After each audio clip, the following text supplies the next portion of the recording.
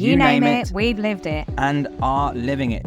Brits moving from the UK all the way to Australia with not a pot to piss in. A whirlwind romance sparkled on Tinder. 3 months in, pregnant, starting 2 now successful businesses through COVID. To another 2 new businesses post-COVID, whilst juggling 2 young, spirited children. Living worldwide, travelling and pure hustle. We are nothing short of batshit crazy, but motivated as fuck. We are here to tell you our story, inspire, teach, and probably scare the crap out of you. Uncut, raw and real. Welcome to Business, Babies and Banter with Henry and Jade.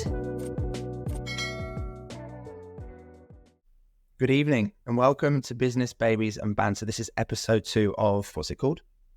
Coming down under. Coming down under. And it's not the evening, by the way. Good evening. He's addressing people in other parts of the world, obviously.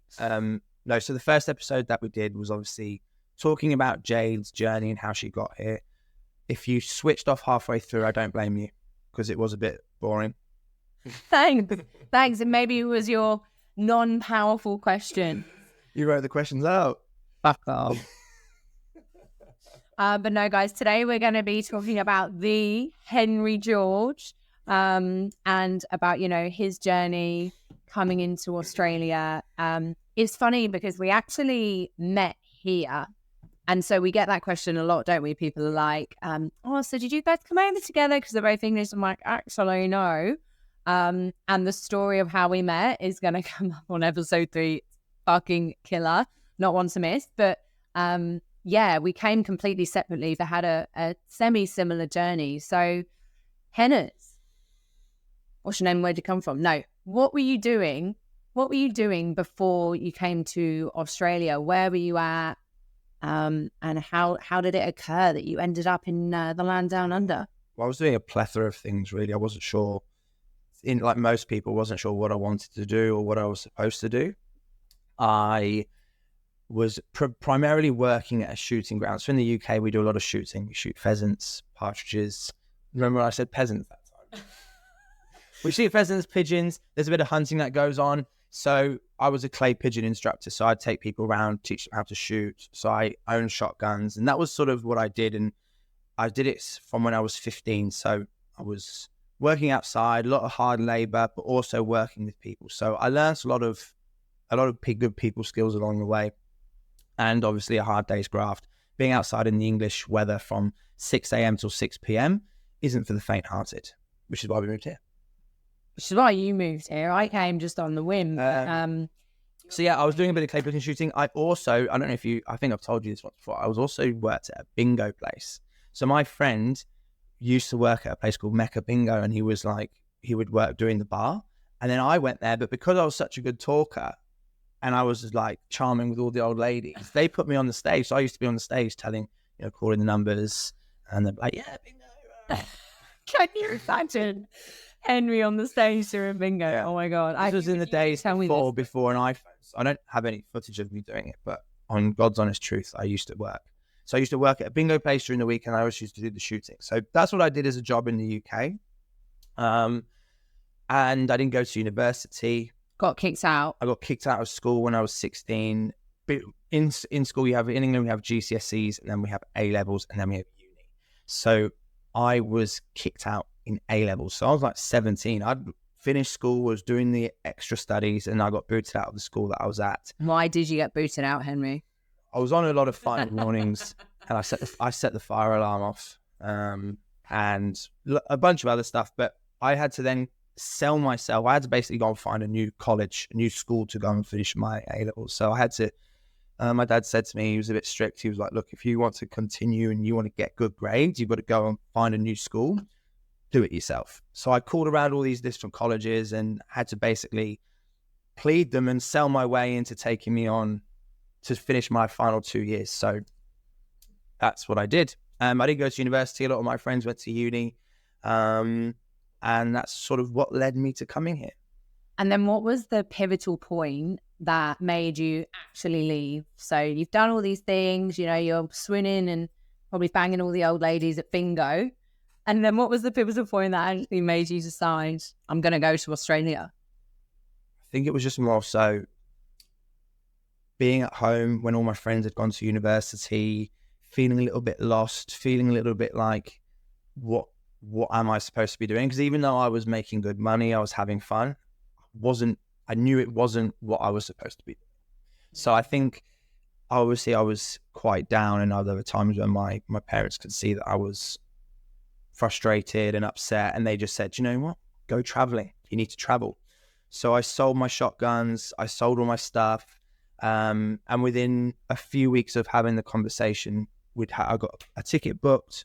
I went to Thailand, traveled through Asia by myself, backpacking. So flew into Bangkok by myself in a hostel, and just sort of did a bit of traveling there, and then came to Australia afterwards. And the intention in Australia was just to travel up the East Coast, do some bar work, do the whole backpacker thing, and then to go back to the UK, hopefully rejuvenated and feeling a little bit more like I knew what I was doing. That was the plan. Amazing.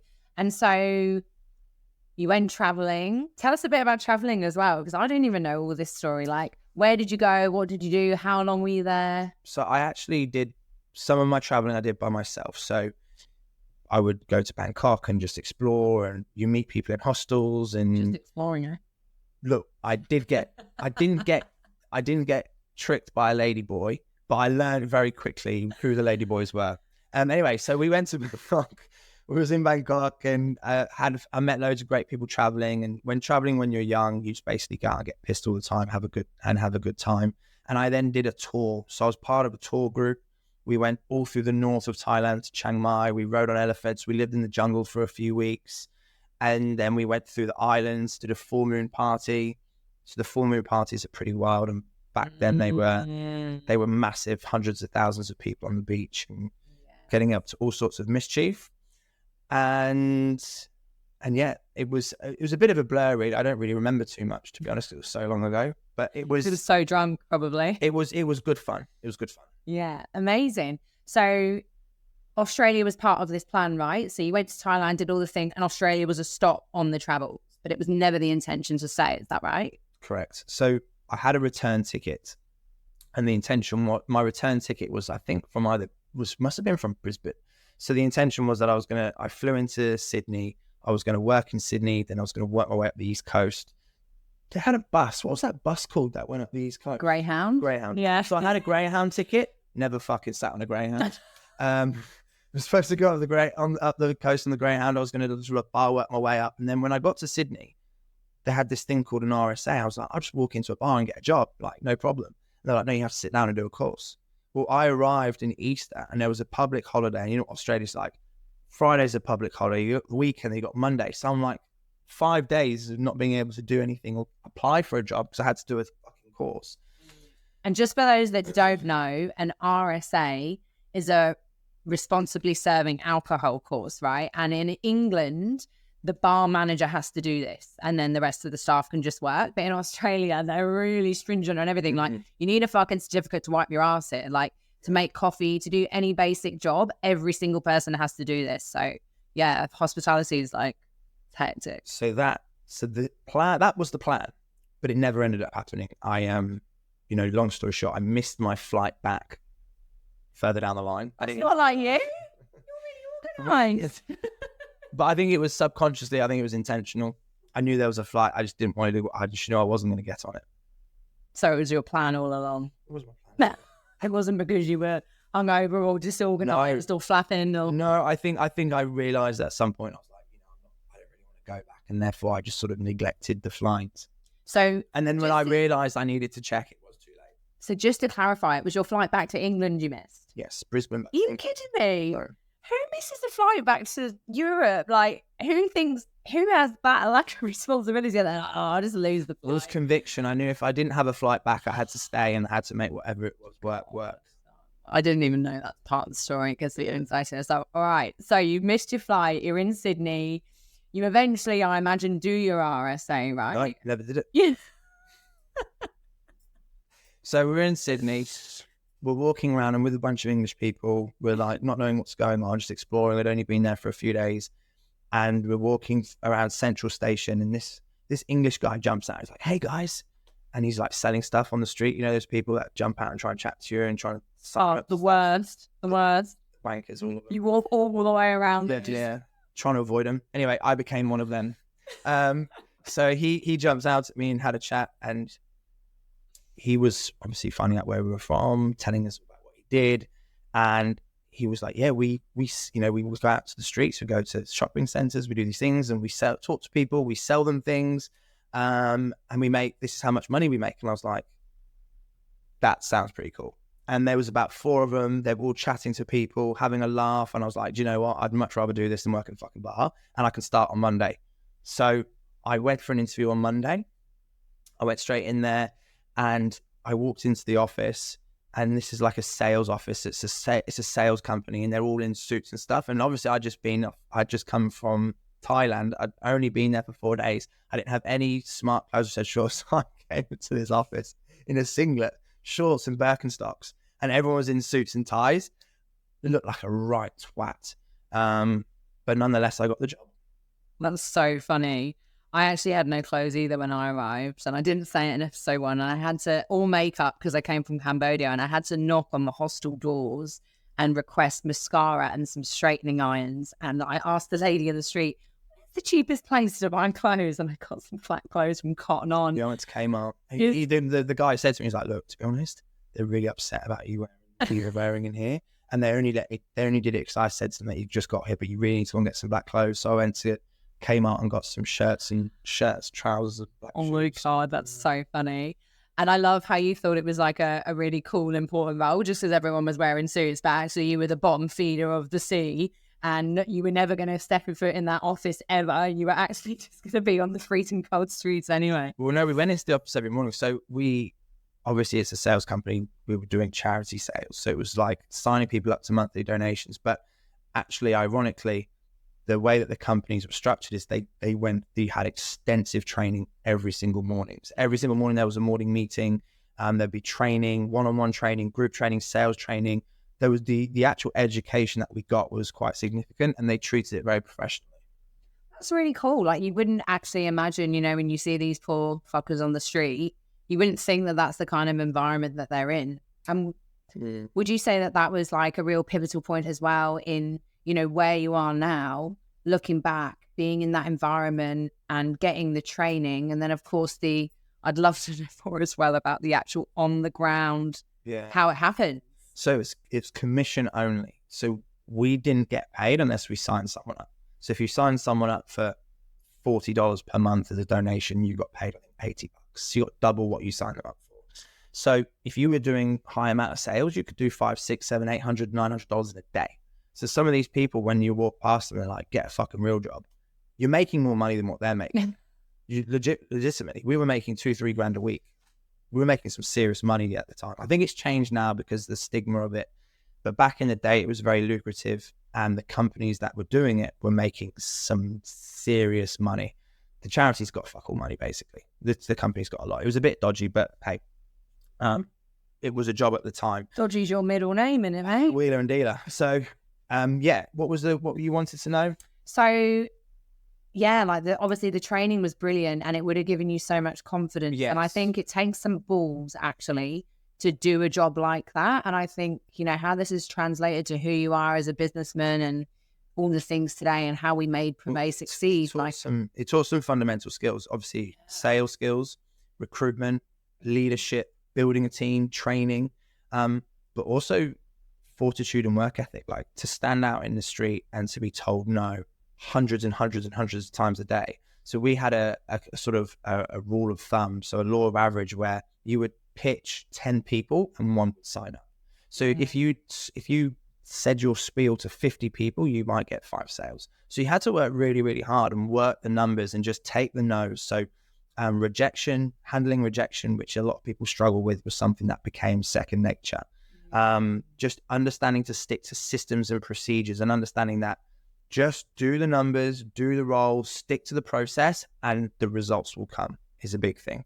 And then, of course, the fundamentals of sales and leadership is something that we've obviously taken massively into what we do today, and has helped us grow teams, develop teams, and obviously, get as many clients as what we get. Absolutely. All right. So we're going to do something a bit funny now. And that's how I got sponsored too, by the way. Henry doesn't know about this. So let's rewind. You're back in the zone. You're on the street, blistering cold. I'm walking along the street.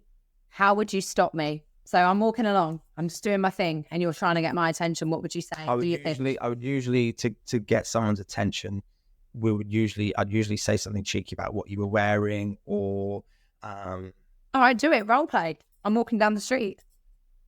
You really want me to? Yeah, come on then. I can't really remember what things. Oh, it has to be spontaneous. Have to be spontaneous. But I'd probably say something about your blue jumper. I'd say it matches your eyes. Did you do that on purpose?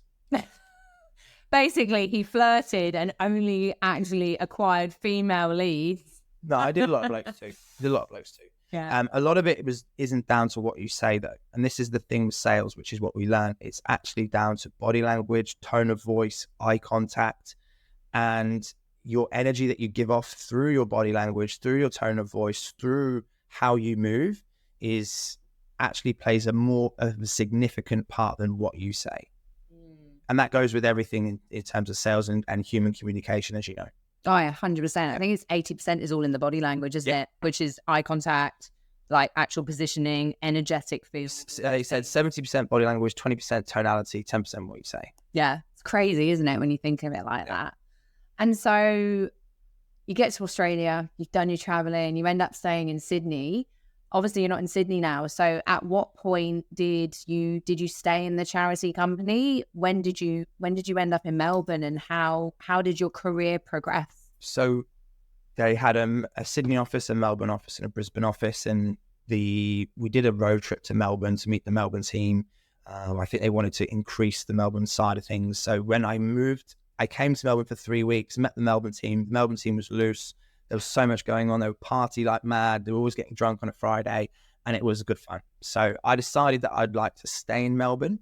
I worked really closely with the manager that was there, and there was an opportunity for sponsorship. So there was a criteria that you had to meet. And at this point, I was like, I have no intention of traveling. I'm loving what I'm doing. I'm making good money. I'm really thriving and feeling like I'm actually doing something that comes naturally to me.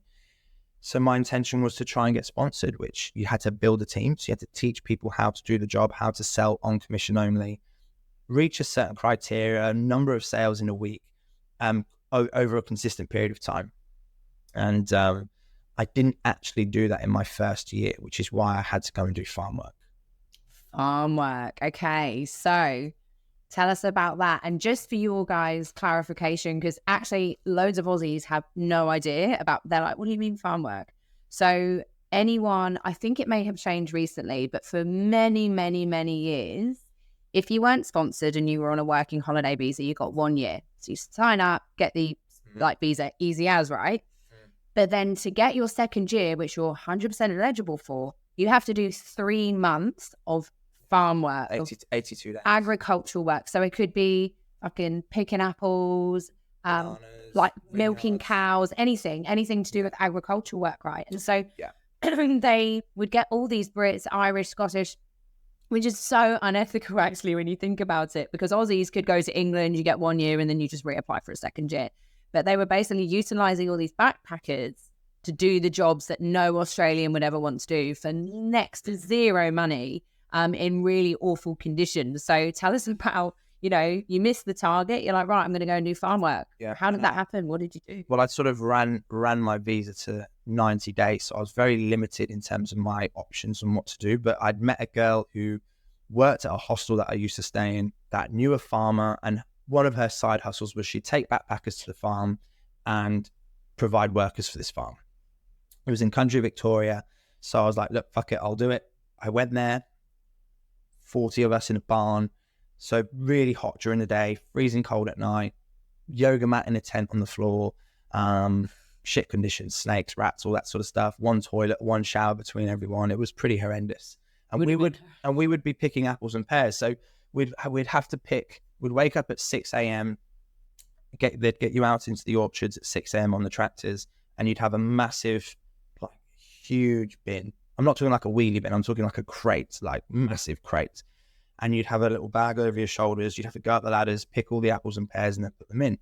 And on the first day, me and this Swedish guy, it took us 5 hours to do one bin. And you got paid $27 per bin. So for the first day, we got paid $27 between the two of us to pick one bin for 5 hours.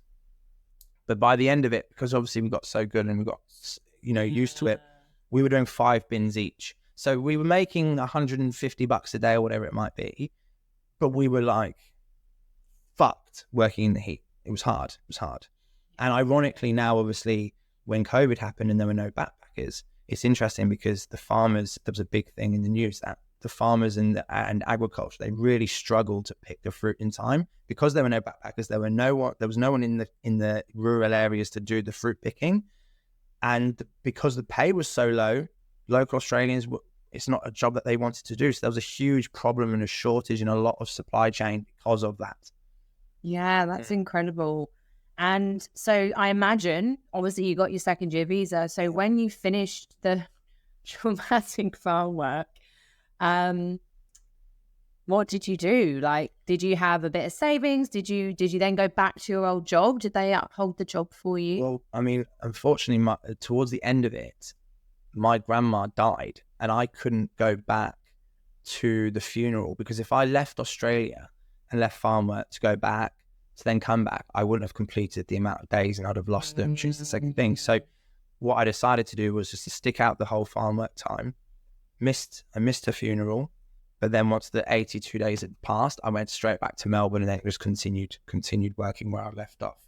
And obviously then I had a year under my belt previously and I had another fresh year to start again. And so obviously achieve the criteria that was needed.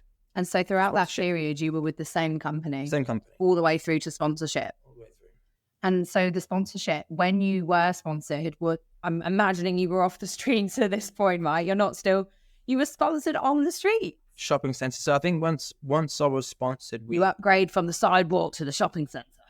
I think they introduced energy. We had lots of different clients. So I think once I was sponsored, I moved in. I had was doing Energy Australia, which was an energy company. So similar sort of thing. You'd sign people up for their energy, switch their energy bills over, and that was done primarily in shopping centres. So we had charities, we had energy, we had banking. So there were lots of different types of products, but it was all direct face-to-face sales. So even though I was technically a manager and had a team and earned money on their sales and what they did, I was still out every day training, working, selling. And at what point did that progress or did it not? Like, obviously we've got the whole journey to talk about, but specifically at that time, like when did you get off the streets? At what point was it that you were in the office more and doing a bit more sales, or were you always on the street? Well, I think the goal is to obviously be off the streets and in the office doing the sales, but your team would need to be at a certain level. And to be honest, it just never got there. Yeah. And I think that was one of the reasons why sort of that fizzled out, that journey fizzled out, because there's only so long you can be doing that for. Of course, 100%. And so quite an amazing journey and so much diversity, coming from backpacking. You almost went backpacker, corporate-y sales job, backpacker, but I bet the farm again, and then back to the corporate kind of world. I wouldn't call it corporate, to be fair, because corporate's more, you're in an office all day in a corporate company, but it was definitely that going from sales and professional and, leading a team to then being a complete degenerate backpacker to then doing it again. So, but you're a chameleon, and good people can change what they're doing in any time to fit the role that they need to play. Adapts to their habitats for all successful mammals. And now I talk about hair all day. Who would have thought?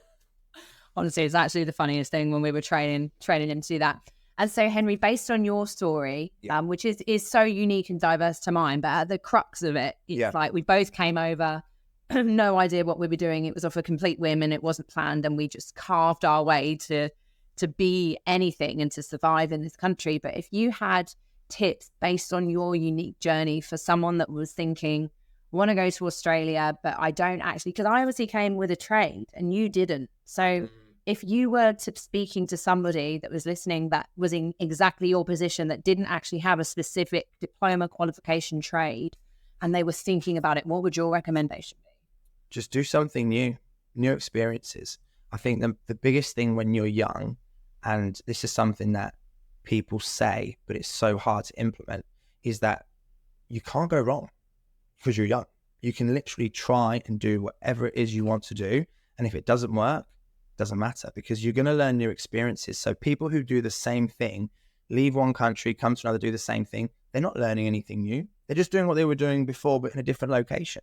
So I feel like actually trialing, dipping your toes into something, doing something new, getting a new experience, learning a new skill, putting yourself in an environment that's uncomfortable, that you've not been in before, is what brings growth, not just to you as a professional or in your career, but also to you as an individual or as a person, to your personality, to how you see the world, how you see different people as well. Yeah, 100%. So that would be my advice, is do something, do anything, do something different. Even if it scares you and it's not quite what you think you're going to be good at, you never know. And if it's not what you're good at and you don't like it, guess what? You can fucking change. And if you could change anything or do things differently in your journey, what would it be? I don't think I would have changed anything. I think if I had more belief, if I had the belief I have in myself now, back then it would have been a very different outcome, and I'd have probably done things quicker. I'd have probably got better outcomes. But again, it's learning. I didn't know as much then as I do now, so it's all hindsight. But and you also wouldn't necessarily have the belief you have now, because you had to go through that to learn and be open to actually what you were capable of. Absolutely. I think you're always gonna do things incorrectly and realize later on that what you did could have been done differently. But that's the learning point. That's the learning curve, because then you know for future, when those situations arise again, you'll analyze and go, I've been here before, I did it this way and it didn't get me the result that was quite desired, so I'm going to do it a different way next time. Yeah, amazing. True. Yeah, super inspirational story, Henny. And, the fact that you missed your flight just goes to show that you have still that little element of disorganization. And it was intentional. It was intentional. No, that's awesome. Thank you so much for joining us, guys. I've really enjoyed this chat. And as I said, the next episode is going to be how we met, which honestly is one not to miss, because I'm going to say one word, Tinder. But the actual progression of, that went extremely quickly. And it is a very, very funny, unique, and to be honest, quite traumatizing experience.